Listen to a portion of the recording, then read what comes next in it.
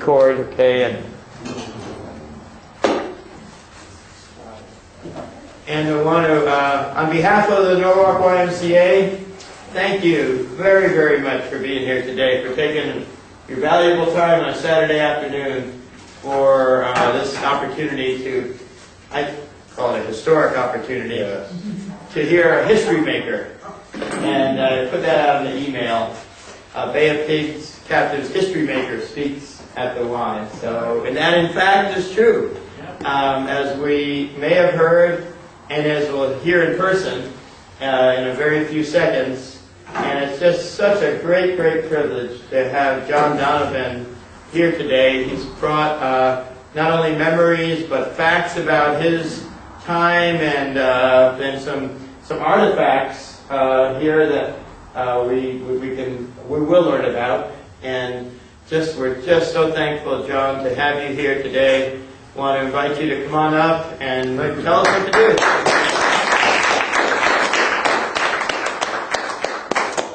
Being a history maker means I don't ever have to do the dishes again, doesn't it?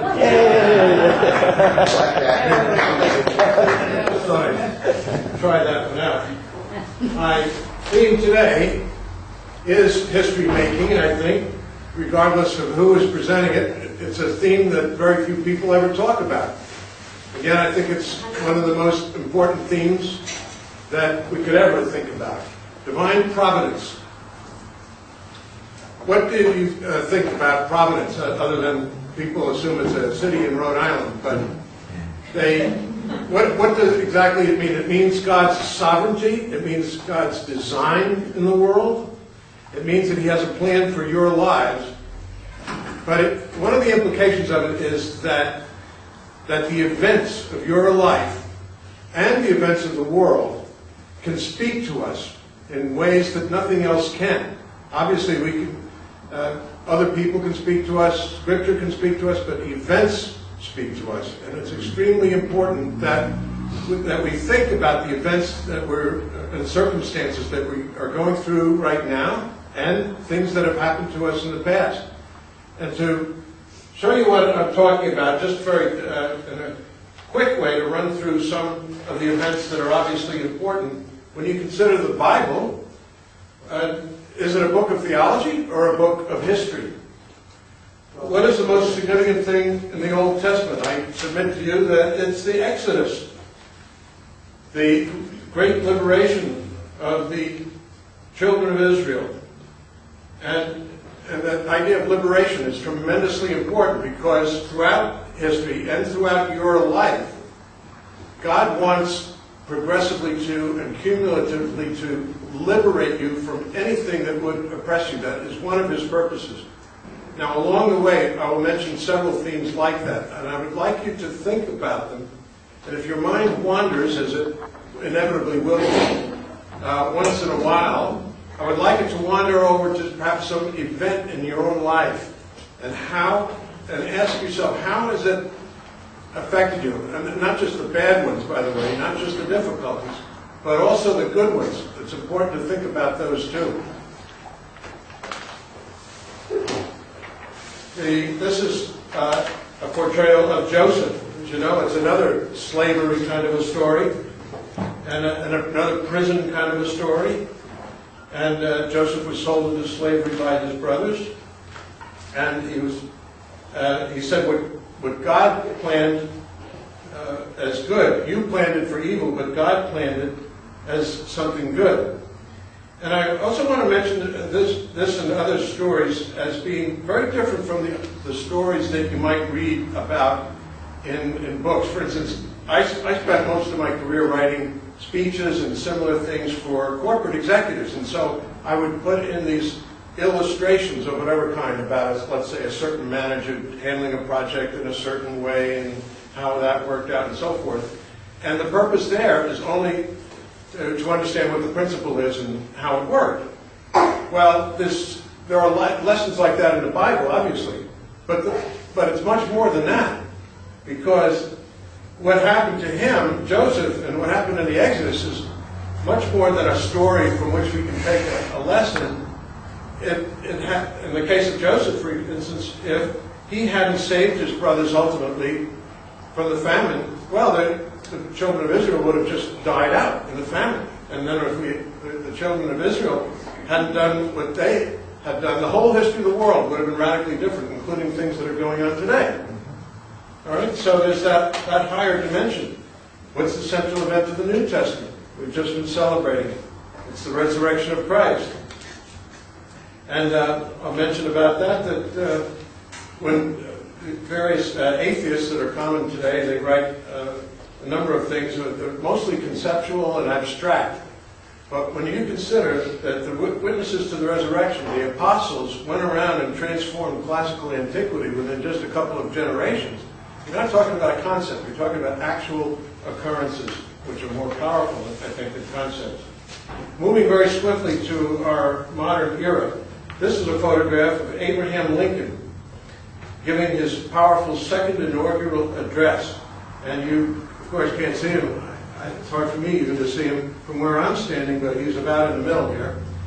And that second inaugural address demonstrates very dramatically and eloquently that, number one, he was a very big believer in divine providence and in the progress of events.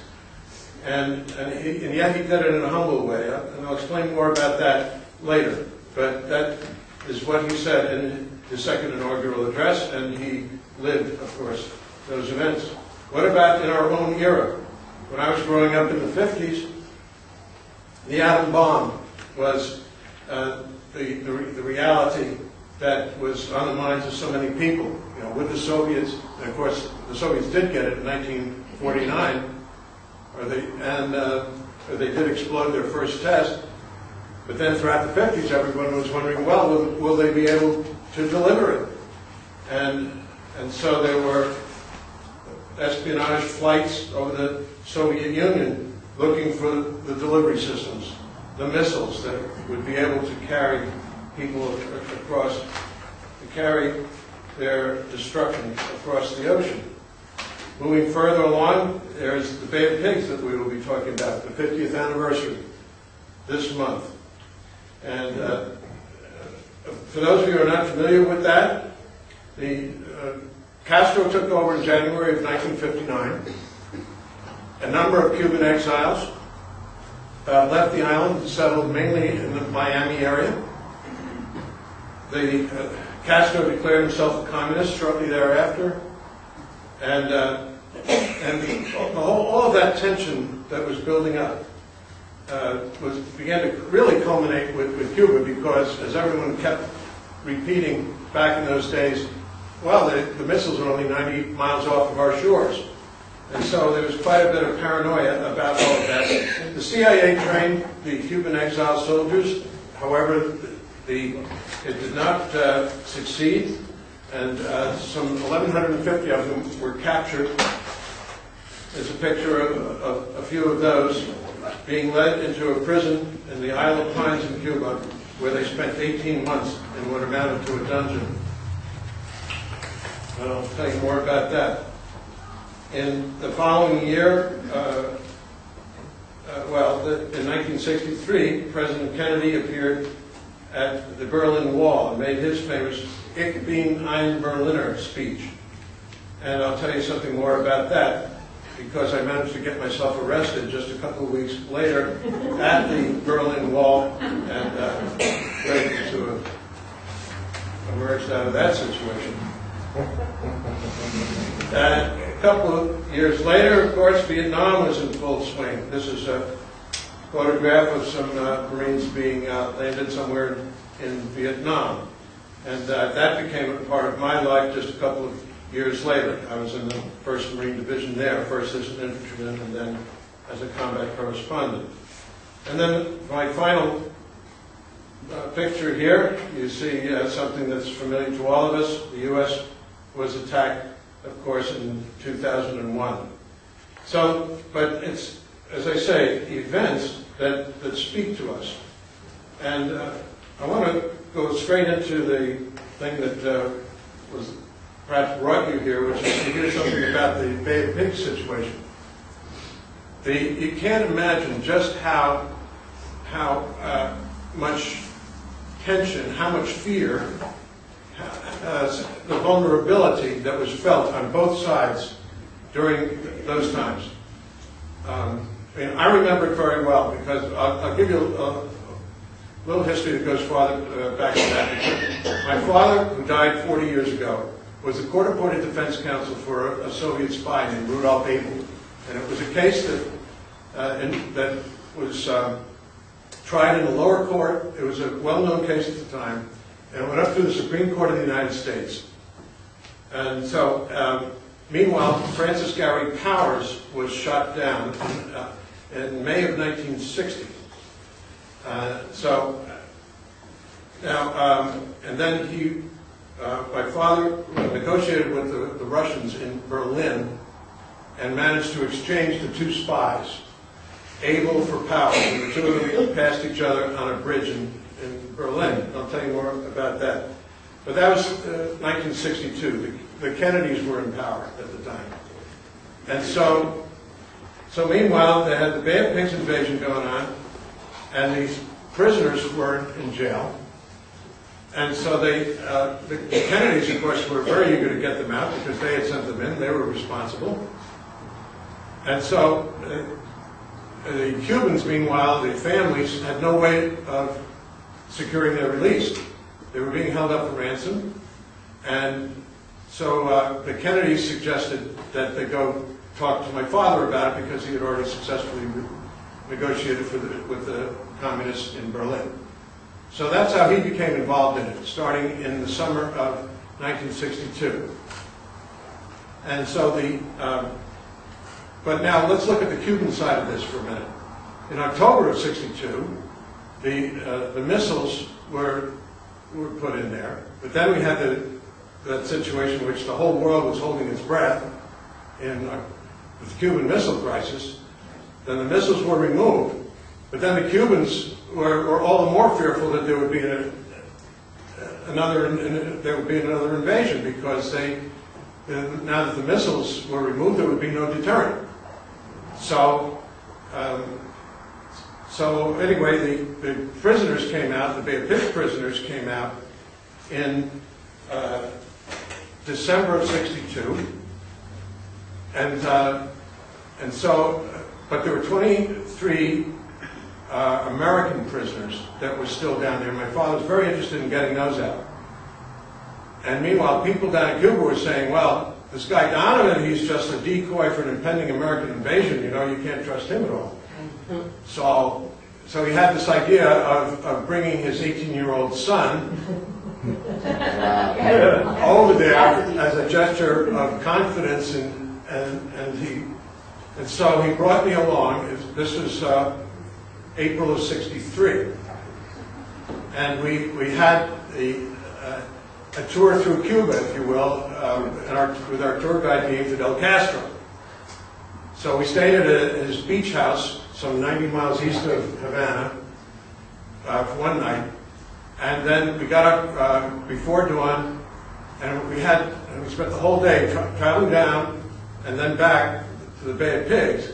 Meanwhile, having these marathon discussions because Castro is a nonstop talker, and which is sort of okay, except my father is also a nonstop talker. And so it was fun sometimes just to hear my father lecture Castro because I'd think, oh, that's the way he did it to me yesterday. But what Castro was showing us was his concept of a utopia, because he was showing us these. He showed us a certain resort for honeymooners. In fact, he happened to be standing by a reception desk like that and had this box full of pins. He reached in and he handed me a handful of these pins, which I'll show you later. This was right down at the Bay of Pigs. He showed us a collective farm. He showed us a school for fishermen. He showed us a housing project. This is his concept of utopia. And this is one of the themes I'd like to talk to you about, because why do people want to have utopias? Face it, we all do, even as individuals. We think, well, you know, if I had this, this, and this in place in my life, then everything would be taken care of, you know, and so forth. And that the human mind has often worked that way. People have always tried to figure out what is the perfect society, what is the perfect thing for my personal life, and so forth. And in the case of socialism, I'm reminded of something in a poem by T.S. Eliot, where he said, they're trying to make a system so perfect that nobody has to be good. The system will take care of it for you, in other words. And we can just be in control of everything. And control is another theme here. You notice I'm bringing out a few themes, and I think they pertain to your personal life. In fact, if you want to make little notes about things that occur to you, how do you relate to vulnerability or control or fear, that sense of being vulnerable. So anyway, when we got to the Bay of Pigs itself, Castro put on a wetsuit. And my father had actually given him the wetsuit. It turned out that the CIA had planned to poison the wetsuit, give it to my father, who had become the unwitting accomplice. Apparently, as it turned out, the director of the CIA canceled that project at the last minute. Otherwise, I wouldn't, I think, be standing here to tell you the story. And Castro wouldn't be alive either. But it's remarkable how things work out. Let's talk for a minute about this issue of control. You wonder, who or what is in control of your life and the life of the world.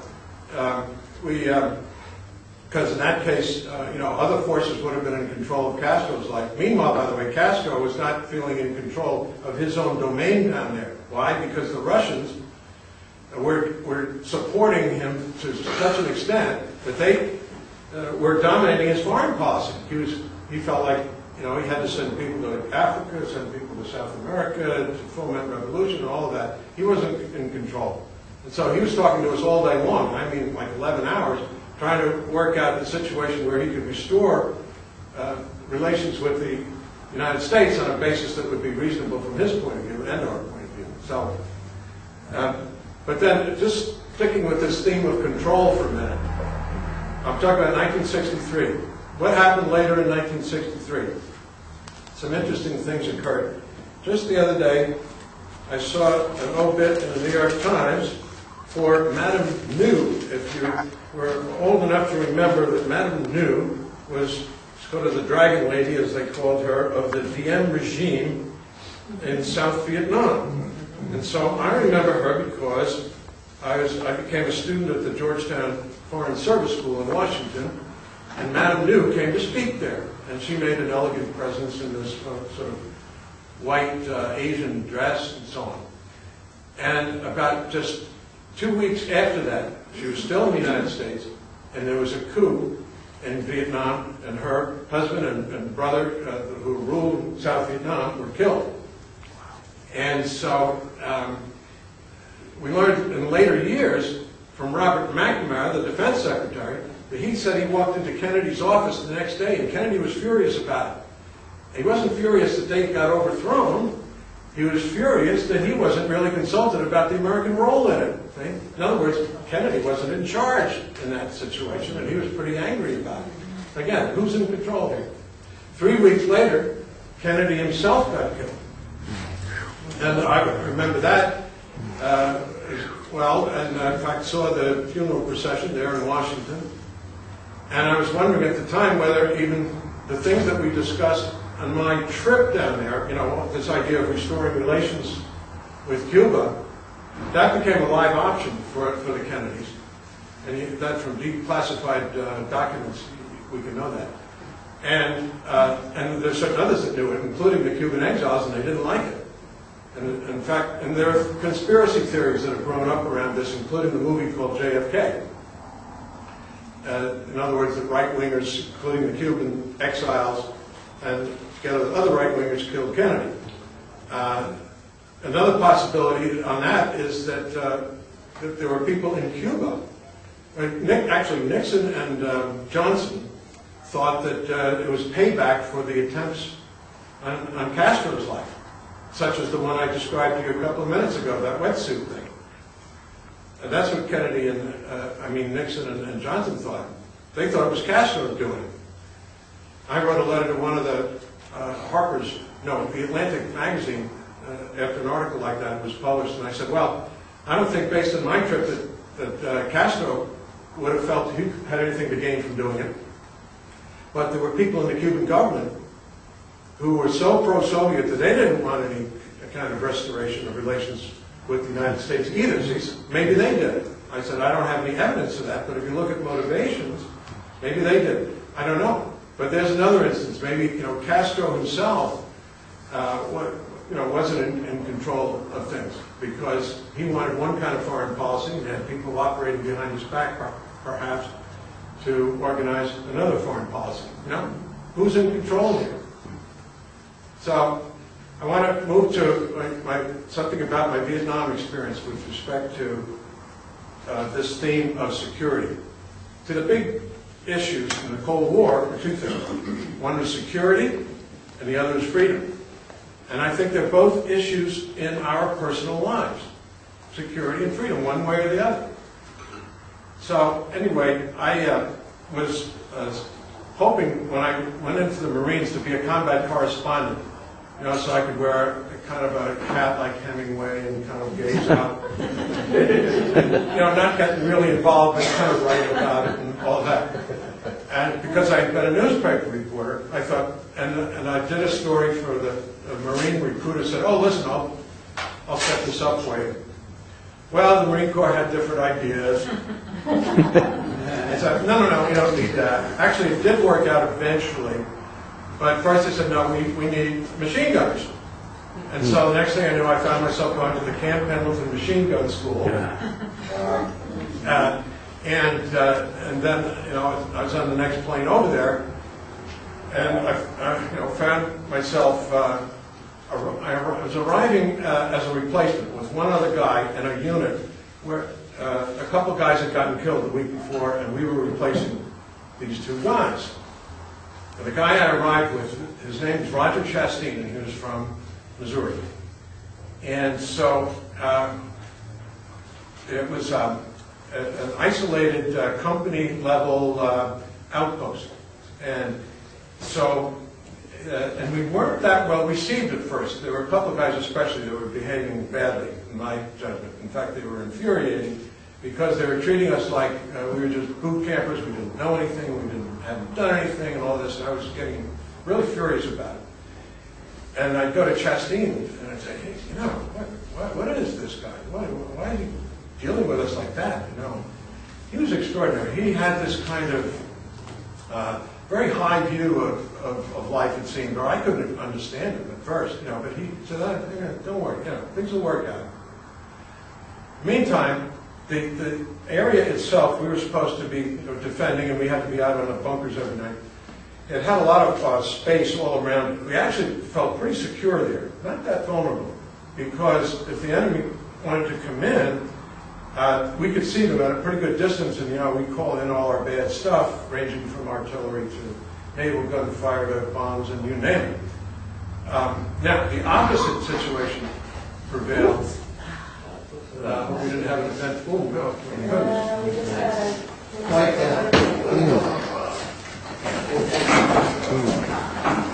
Sorry, John. A plane came in, one of our own planes, on our own unit, and a number of people were killed. One of those people was Roger Chastain. I have a letter here from his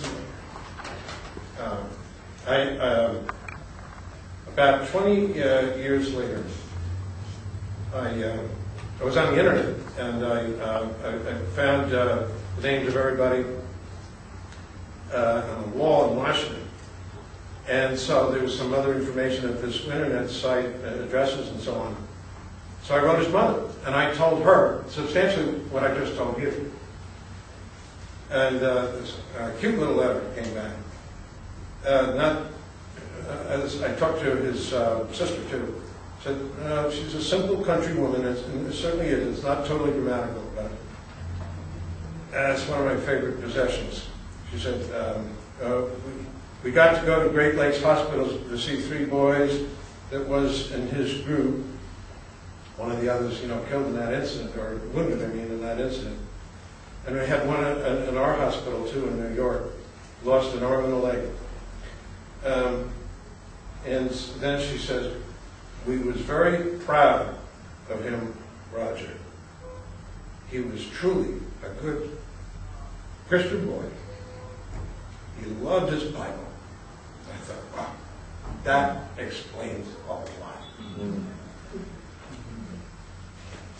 And I could tell other stories about him. That he just seemed to live on a higher plane.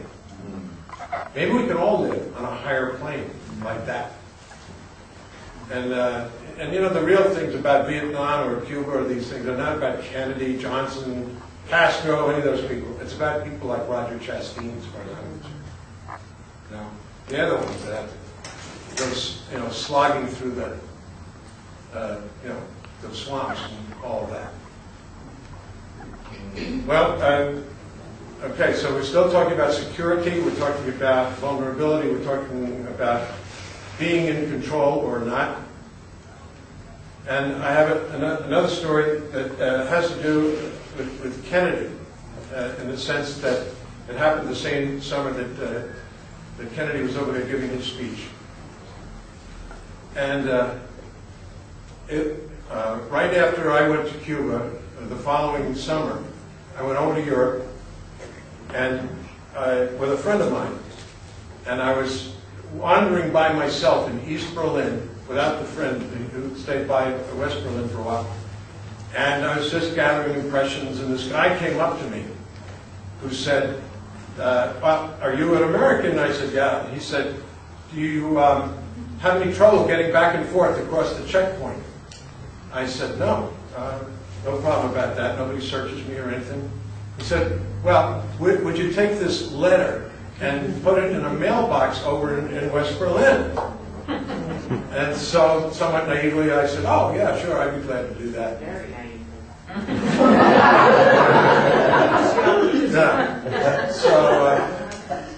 So I got to the checkpoint, and 2 guys in uniforms came up to me as I was standing on a line with some tourists and said, right this way. And they put me in this room, and they were asking me about the letter and so forth, and they didn't speak good English, and I don't speak German, and then they left me there for about 2 hours to sit in a very uncomfortable chair, staring at a blank wall, but meanwhile thinking, I better think of something here. This isn't going well. I don't want to be on a breaking rocks in Siberia next week.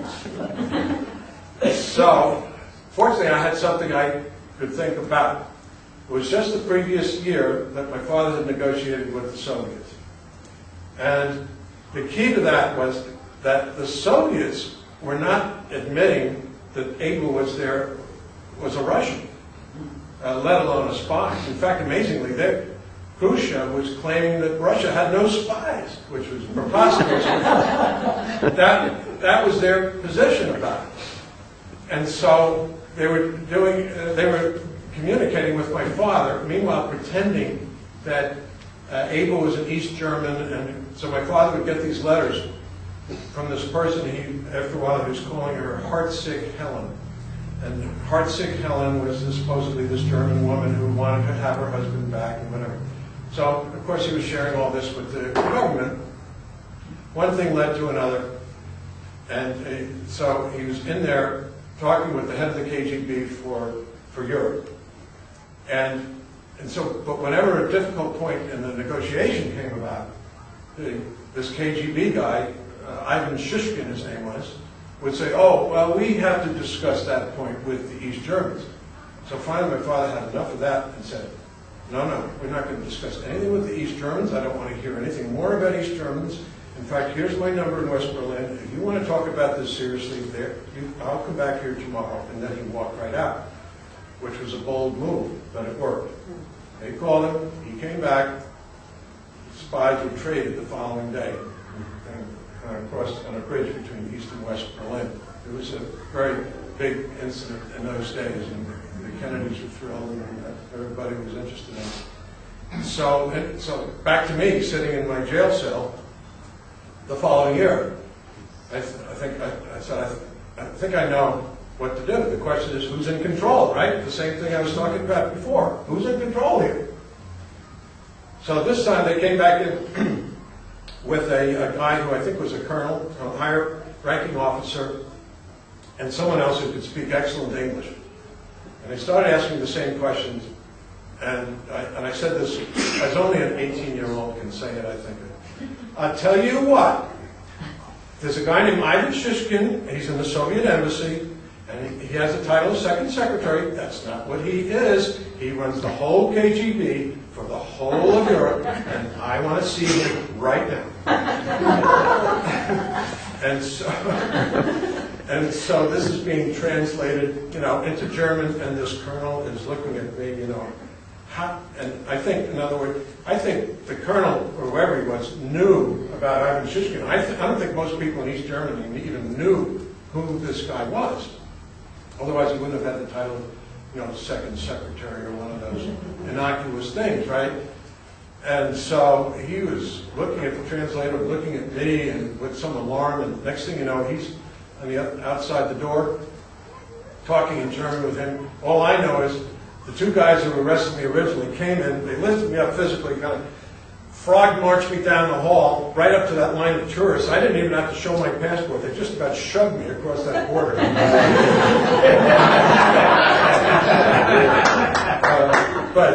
So that's the question.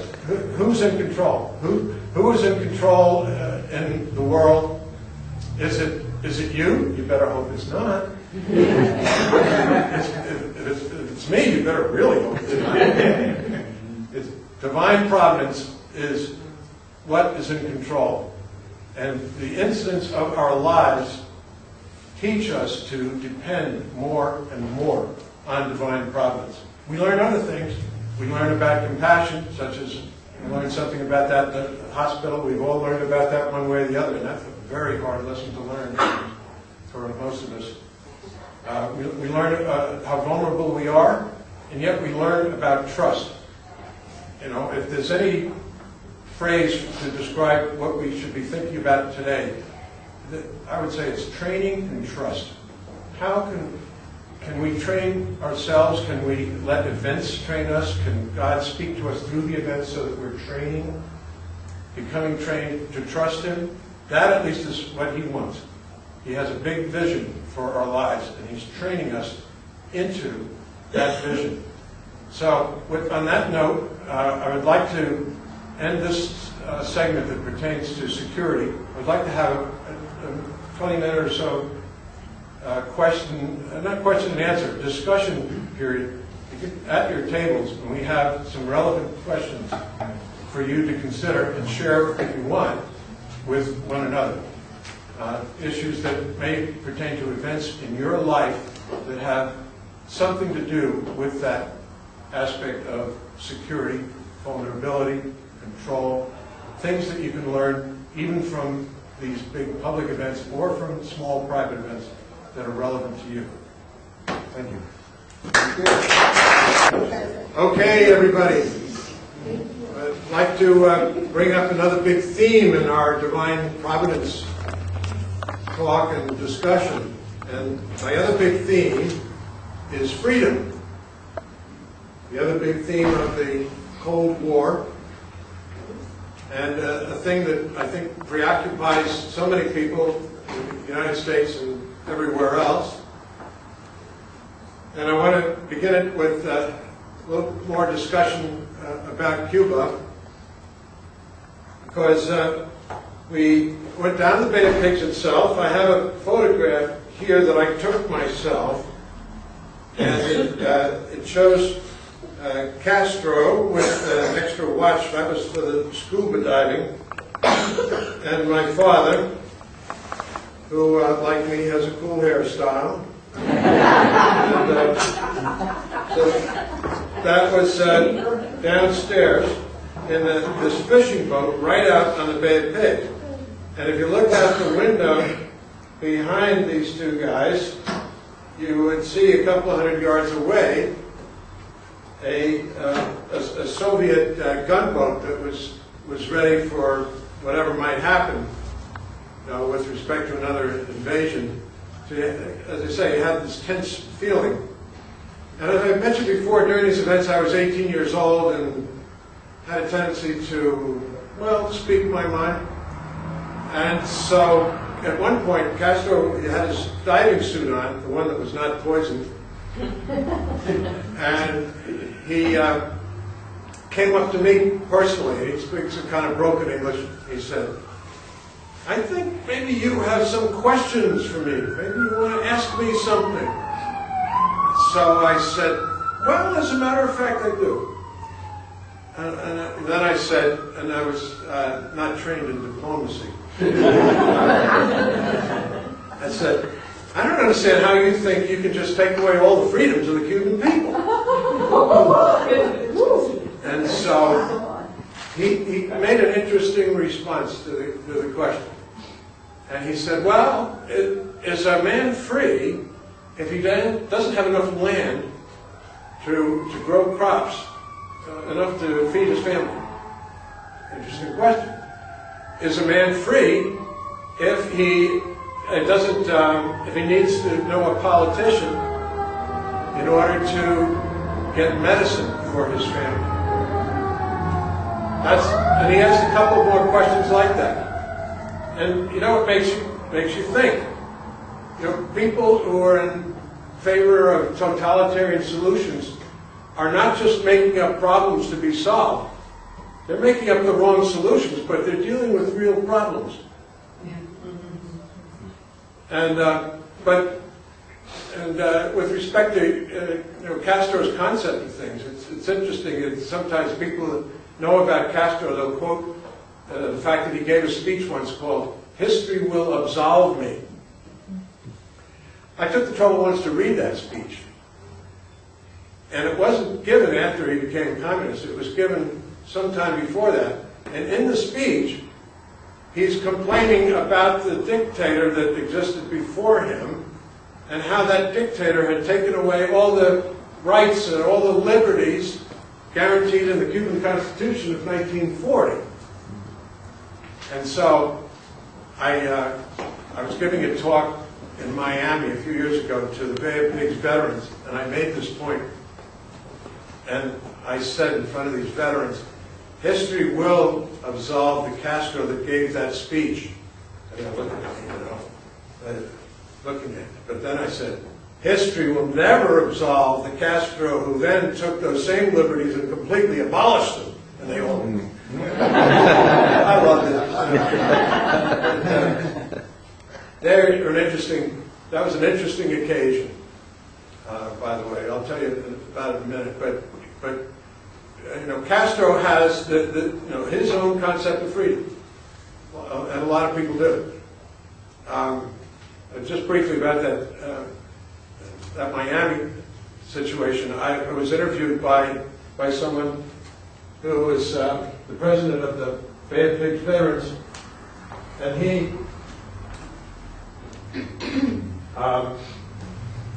his name was Rodriguez, and there's a picture of him right here in the late 60s. Rodriguez was the man who hunted down Che Guevara, the revolutionary in Bolivia.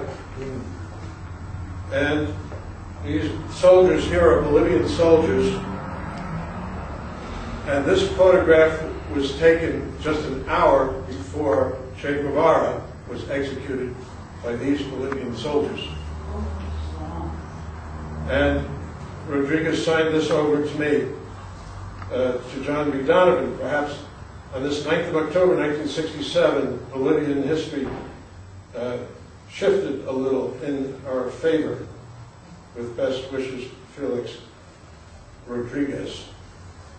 And Rodriguez interviewed me, and it got broadcast right into Cuba, where it was heard by some dissidents in Cuba.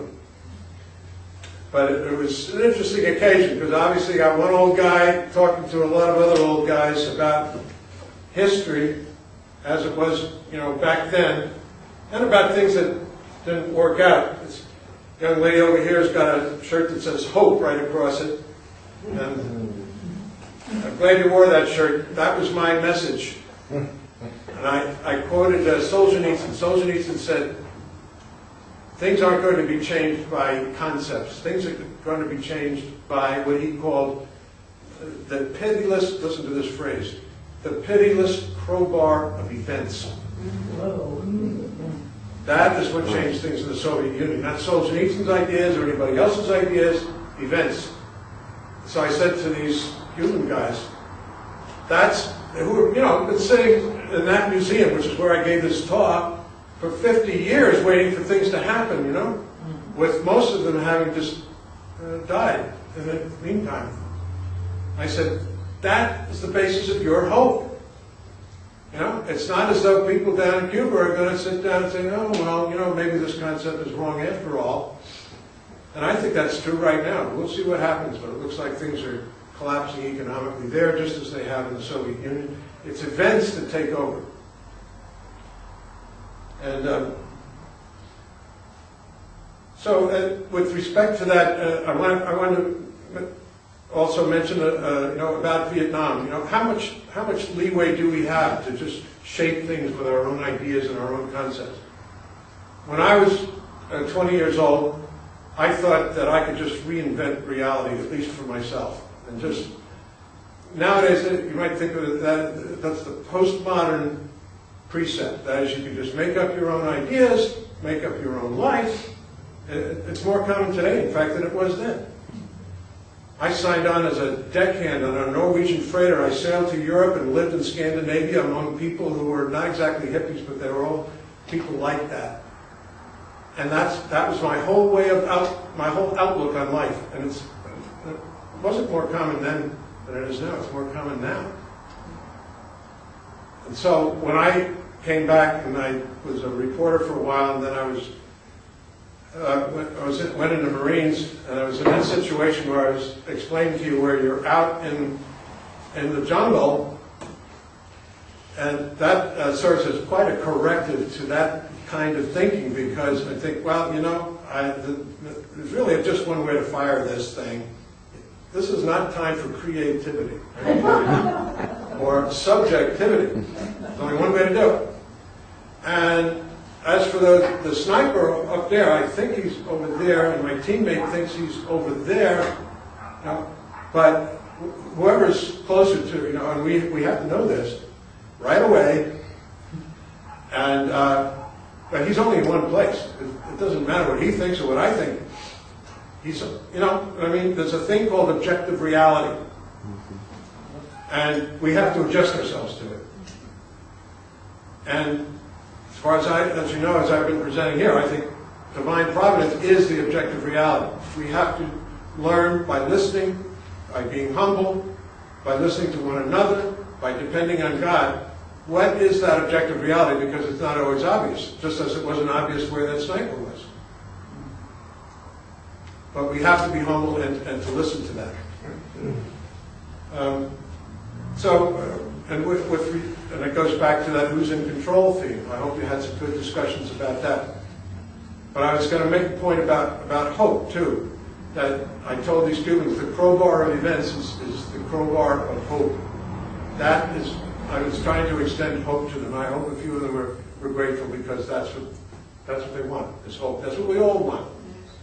Marty was saying that during the discussion. That is the key to what we all want, but we have to base it on something and not on wishful thinking.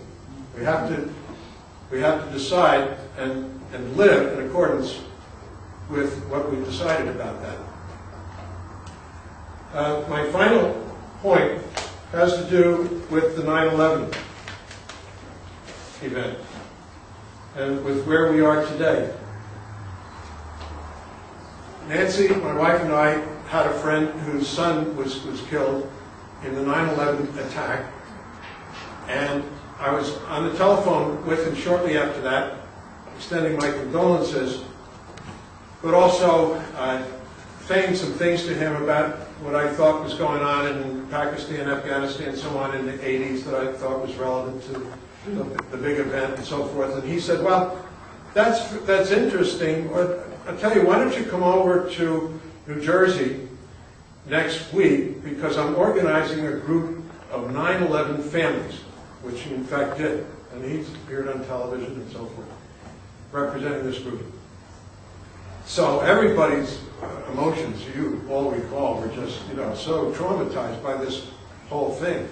And so you can just imagine the people in that room, all of whom lost a brother or sister or somebody in the Trade Center attack. So I gave him a talk, and a man raised his hand, and he asked a question that shocked me because it was the sort of question I thought he would have settled in his own mind, over the previous 3 weeks or so, when his relative was killed. He said, in an anguished sort of way, "Why do they hate us?" So I said, well, perhaps there are other views about this. I'll just offer something of my own. Obviously, there's the conflict between Palestinians and Israel. That's one thing. But then I really went out on a limb, if you can imagine saying this to a group like that. I said, there's something else that may even strike closer to home as far as many of these people are concerned in those countries over there. And I'm half sympathetic with the attackers on this point. By the way, you'll hear when I make the point, nobody was offended. I said, we are exporting a lot of the decadence in our own society over there, and some people are resentful of that, and among those people there are some who are willing to take violent action. So that is not to excuse them, it is just to make a point about what is part of the motivation of those people over there. I'm bringing it up now, obviously because it's a huge event, it's a major event in our own time, but it's also something that connects with the character kinds of issues that we're also discussing here. That we have a totalitarian threat with them too. It's not just a religion, it's a political and legal movement with totalitarian implications. And Castro's approach to various things is to, just, as we all know, the communists just deal with it in this very draconian kind of way. Well, it's the same with radical Islam. If you have a problem about indecency, well, then you cover the women from head to toe, and you shoot the people who commit adultery, and that's the way they run their society. So obviously that's not a solution to things that we agree with in the West. Nevertheless, as I said about Castro, they're not necessarily making up the problems to which they are reacting, and that's something to which we should be aware. So, in any case, we should be most of all aware of the things that affect our individual lives. As responsible citizens, as Christians, as Jewish people, whatever we are. And when you think most of all about events, I'm reminded of what St. Paul said in 2 Corinthians. You wouldn't think that St. Paul had to learn things, and he assumed that he could just stand up and give us all answers about everything, but that's not the way St. Paul looked at it. He said, I would not have you ignorant of what happened in Asia. We went through shipwrecks, we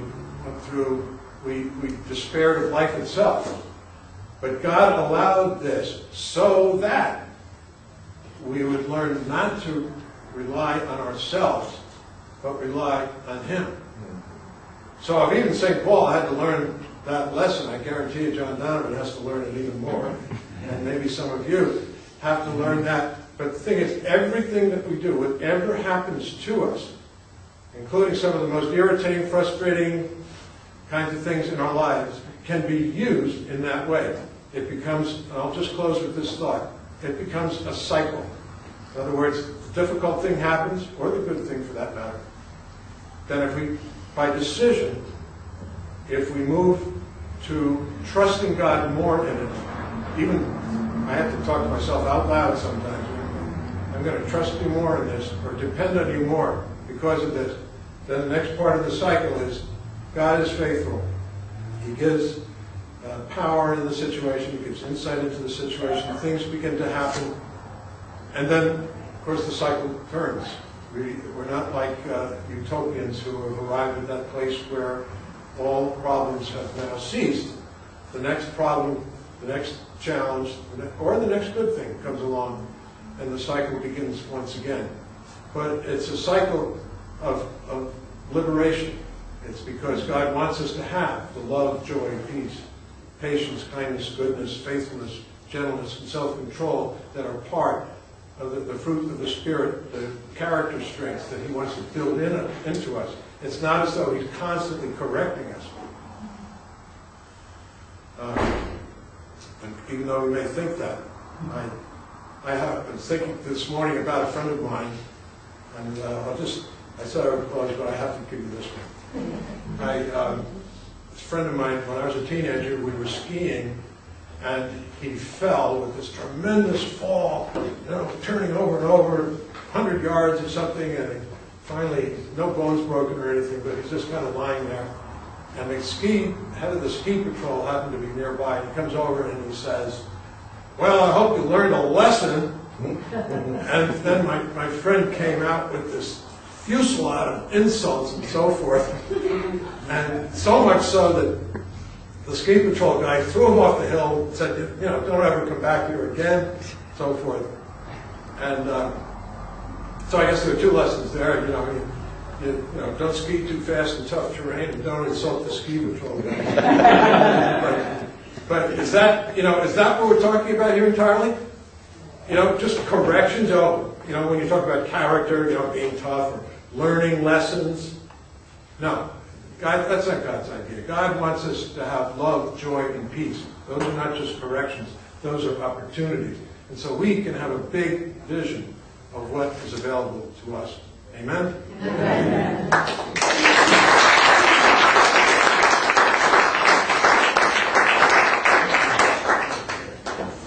Are there different sheets for this talk? Yes. We promised the food along with the discussion. Now the pizza is on its way back, so it may be here any second.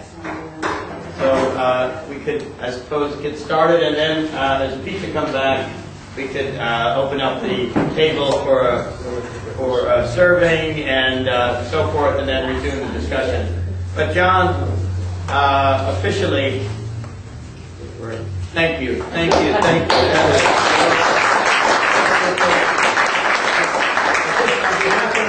YMCA and appreciation of all of you being here for this historic event. It's such a wonderful presentation. Close to Alex Malloy and John. In November we had Biblical Antiquities, and John today. These have been two wonderful, wonderful presentations. I can't imagine more meaningful presentations in this room. So we talk about healthy living at the YMCA, and certainly today we've experienced that intellectually and socially. This has been wonderful. I want to just officially give another hand to John before we continue.